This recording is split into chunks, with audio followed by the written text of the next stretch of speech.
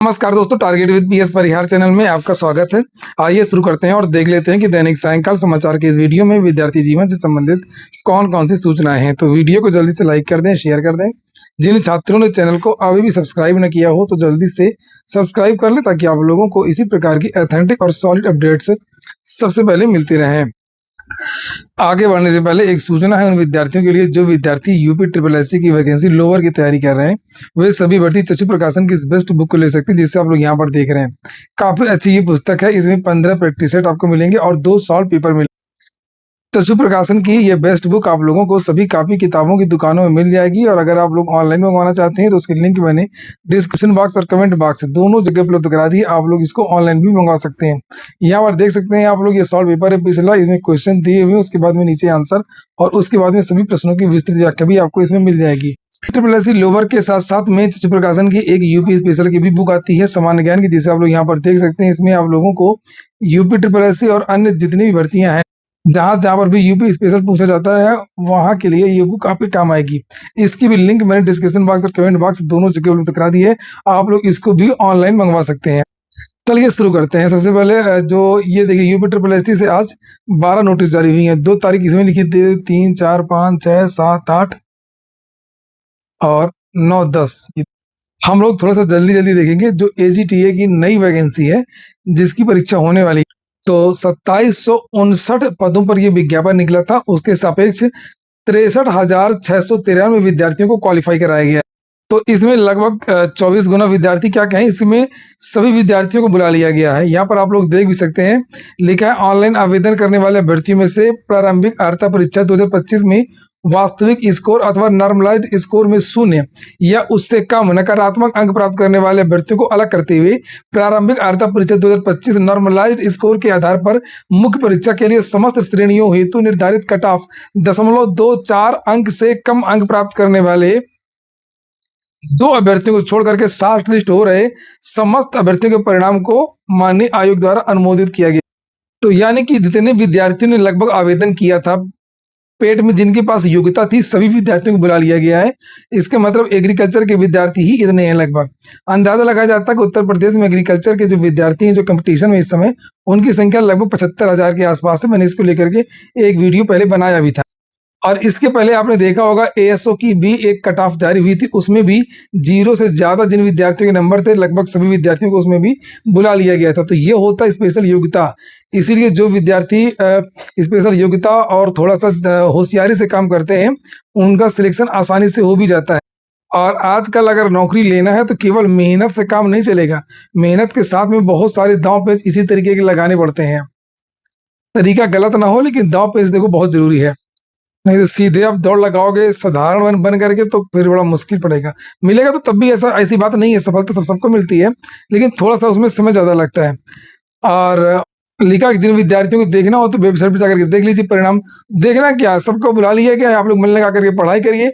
AGTA को लेकर के मैंने एक इंटरव्यू भी डाला है अपने चैनल में, चयनित कौन कौन से बुक्स ले सकते हैं, किस तरीके से तैयारी कर सकते हैं, आप लोग जाकर के देख लीजिए। यूपी ट्रिपल एससी की फटाफट से अब जल्दी कुछ और सूचना देख लेते हैं।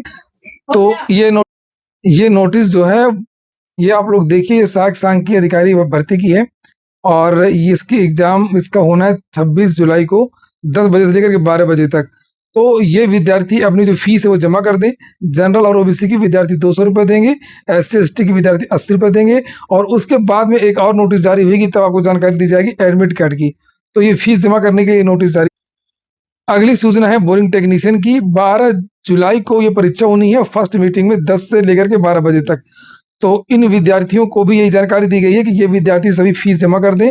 फीस जमा करने के बाद में अपने जो जनपद की सूचना है वो वेबसाइट में देख सकते हैं कि आप लोगों की जो परीक्षा है वो किस शहर में हो रही है। तो कुल मिलाकर के जिनकी परीक्षा 12 तारीख की है, सहायक बोरिंग टेक्नीशियन के विद्यार्थी वो अपना सिटी इंटीमेशन देख लें और एडमिट कार्ड के बारे में बाद में जानकारी दी जाए। और 12 जुलाई को ही एक और परीक्षा होनी है शिक्षक की। यहाँ पर लिखा है कि शिक्षक संवर्ग की मुख्य परीक्षा होनी है दिव्यांगजन सशक्तिकरण की। इन विद्यार्थियों का भी सिटी इंटीमेशन लिंक जारी कर दिया गया। तो आप लोग भी जाकर के फीस जमा करके, अगर न जमा करी हो तो आप लोग फीस जमा कर दीजिए और जाकर के देख लीजिए कि आपकी परीक्षा किस जनपद में हो रही है। अभी परीक्षा केंद्र का नाम पता नहीं चलेगा, केवल परीक्षा किस शहर में हो रही है इसके बारे में जानकारी मिलेगी। आप लोगों ने वीडियो को लाइक ना किया हो तो लाइक कर दीजिए। इसके बाद में और भी बहुत सारी नोटिस जारी जैसे ये फार्मासिस्ट वैशेजिक मुख्य परीक्षा जो 29 जून को हुई थी, इसके लिए अगर प्रोविजनल आंसर की में कोई आपत्ति दर्ज करनी है तो उसके लिए भी समय दिया गया, तो आप लोग आपत्ति दर्ज करा सकते हैं। इसकी आंसर की पहले ही जारी कर दी गई थी। इसी तरीके से 29 तारीख को एक और परीक्षा थी उत्तर प्रदेश प्रदूषण नियंत्रण बोर्ड की, तो इसमें भी जो प्रोविजनल आंसर की जारी की गई थी, तो आप लोग इसमें भी आपत्ति दर्ज करा सकते हैं। उसकी बिल्डिंग एक्टिवेट कर दी गई है।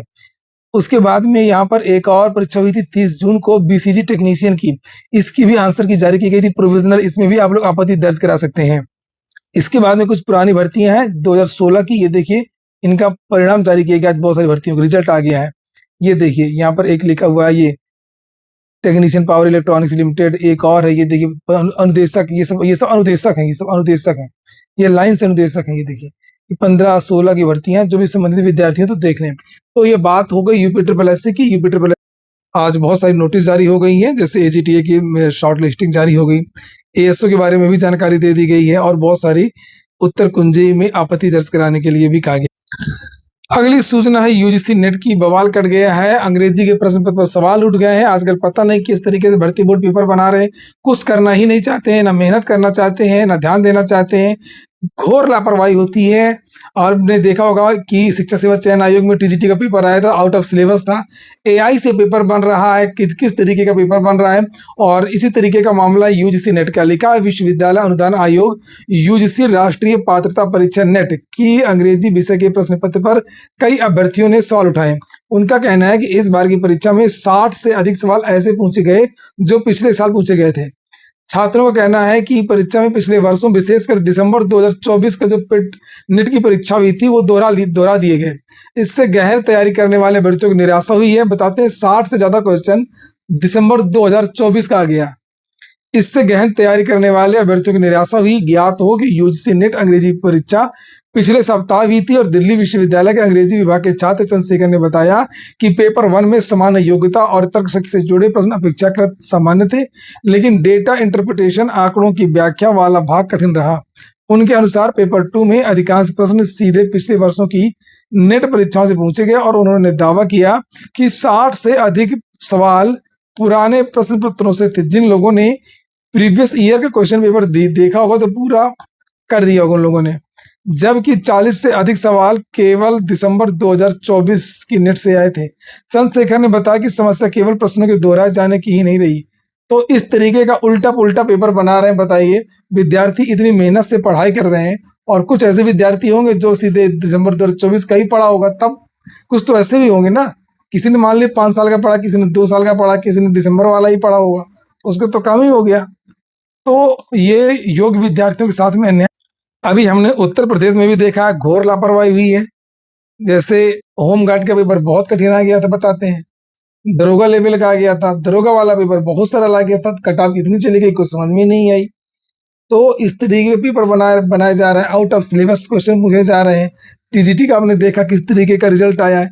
तो बड़ा उलट पुलट चल रहा है इस समय पूरे देश में और सभी राज्यों में हो रहा है।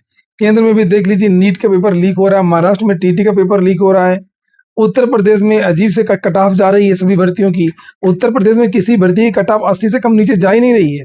टीजीटी में देख लीजिए 80% कट ऑफ चली गई, दरोगा भर्ती में देख लीजिए 90% के ऊपर कट ऑफ चली गई।